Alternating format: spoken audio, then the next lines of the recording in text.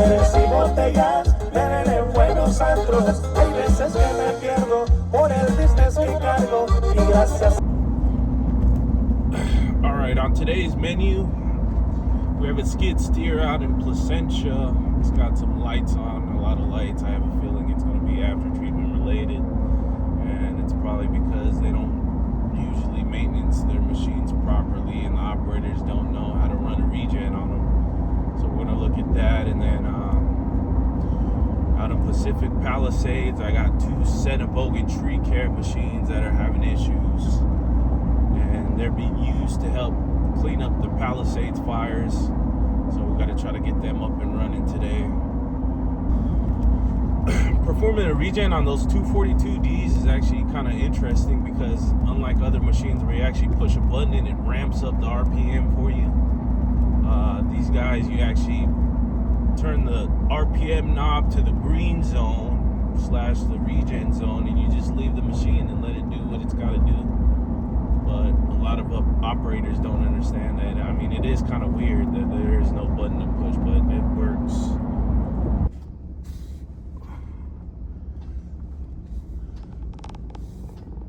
All right, we're pulling into this job site right here. A lot of hard-working people working on a Sunday, building America brick by brick. There's a lot of people talking right now that we've never picked up a wrench, a hammer, a nail gun, a book in their life. Take that for what you will. You can see our machine right here. Got a 242D.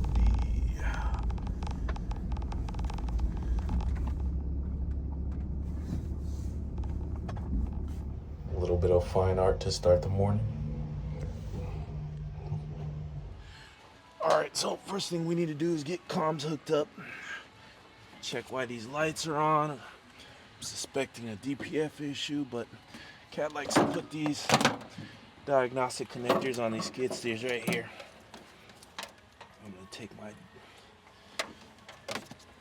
Catcom adapter and plug it in. I'm going to hook it up to the computer. Let's see why she's screaming. Plug that in.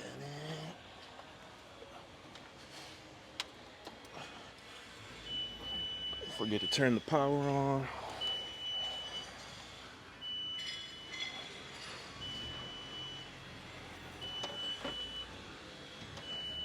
Back here. Plug this guy in.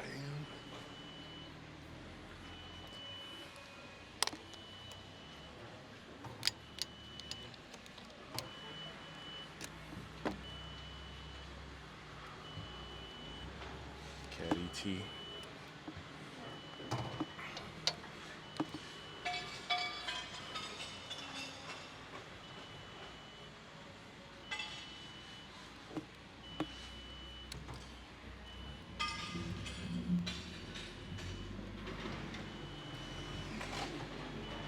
Yeah, they have another skid steer too that just, the DPF was completely plugged on that one.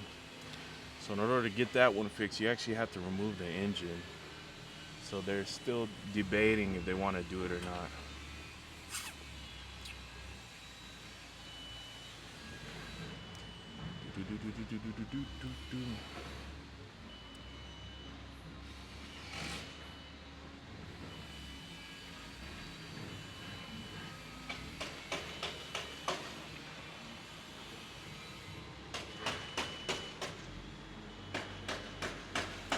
We'll hook up to the engine controller.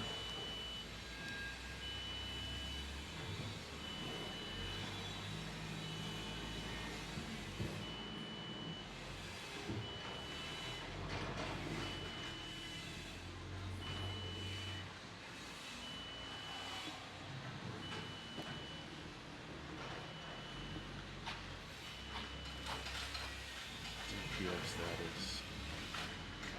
Okay, so DPF status high, most severe. DPF1 conditions not met for active regenerations. So this thing does need a regen. Hopefully we'll be able to go ahead and start it with the computer.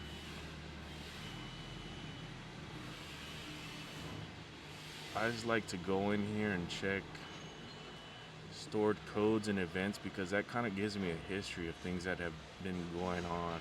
So we got a lot for the machine control, but we also have a lot for the engine controller. I see injectors 1 and 2, they have 126 occurrences, so that's pretty frequent. Oh, actually 1 and 4, 2 and 3, that's all of them. 126 occurrences. So we might take a look. CAN data link.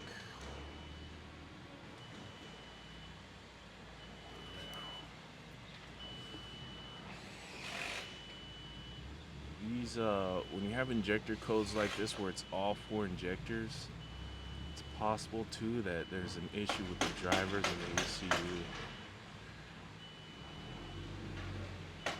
System voltage. Alright, so well, let's see if we can get this thing into a regen.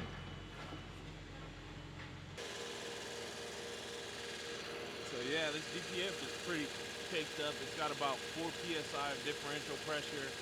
I had to mess with a few settings, get it to go into regen. It wasn't fully locked out, but took a couple more steps.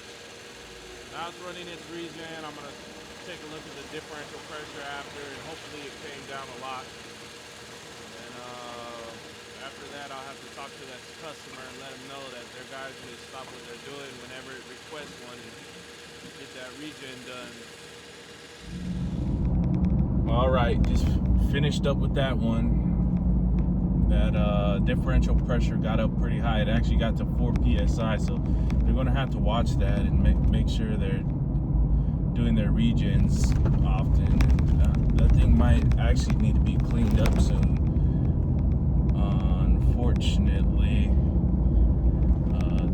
as soon as I got there, soot load was 100%. The interesting thing about soot load is that all machines, or usually every machine, has different models that they base it off of.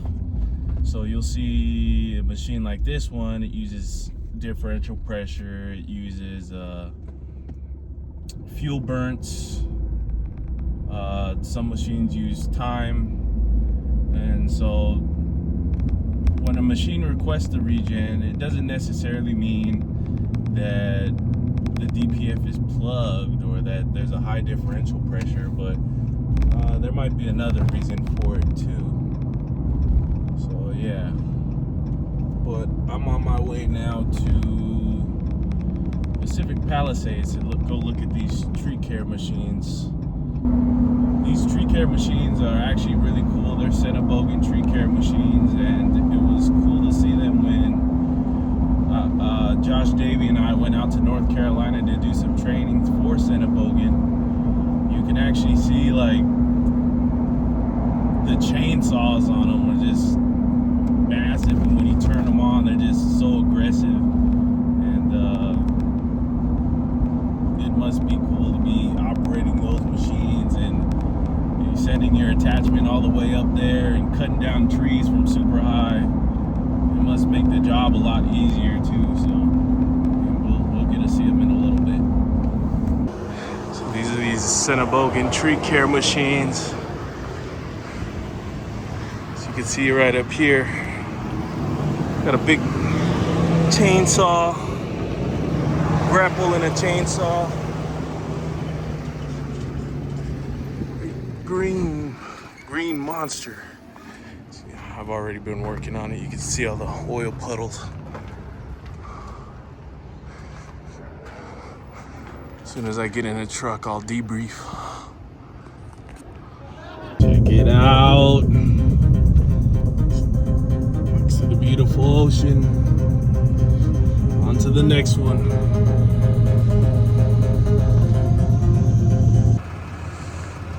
Locked out right now.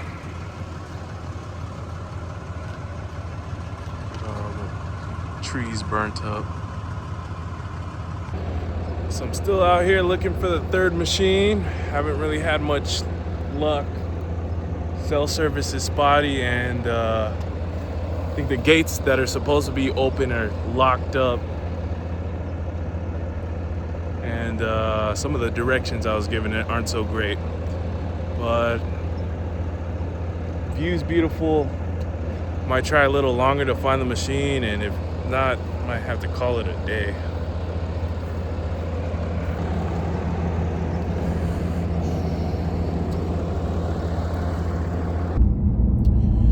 Yeah, that wasn't really worth it. I burnt up more diesel, daylight, and tires than it was really worth trying to find that third machine. So I guess I'm gonna have to come back out probably Monday or Sunday, but most likely Monday. I wanted to get more action, more video of what I was doing on that first Senebogen machine, but people were watching. So yeah, on that first one they had a issue with it shifting into forward and reverse. I guess it would shift, it just would like pop into neutral.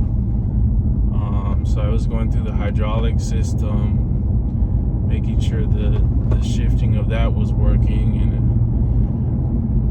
doing some pressure test where the spool is located, and it looks like all that is working. It does sound like the drive motor is bypassing whenever you jam the go pedal. It starts making a loud bypassing noise. You can kind of feather it and get it to go, but it does look familiar. It does look like a machine that I've worked on, a cat loader that was doing the same thing, that would intermittently kick out into neutral. It would lose pressure and it would be dumping pressure through the motors, and I even disassembled the motors to take a look at them and inspect the internals, and internally it didn't look bad. I mean, I didn't really do no minute measurements, but just based off eye, it looked good. But I ended up replacing both of those motors and the machine worked just fine. So yeah, I'm gonna have to talk to Senebogen about the issue. I don't believe they want me tearing that motor apart. I think this is gonna be some kind of warranty thing. The machine only had about 500 hours on it, so based on that, usually I don't think they want you tearing apart motors or pumps or anything like that. That's a Rex Roth. Rex Roth has to do it.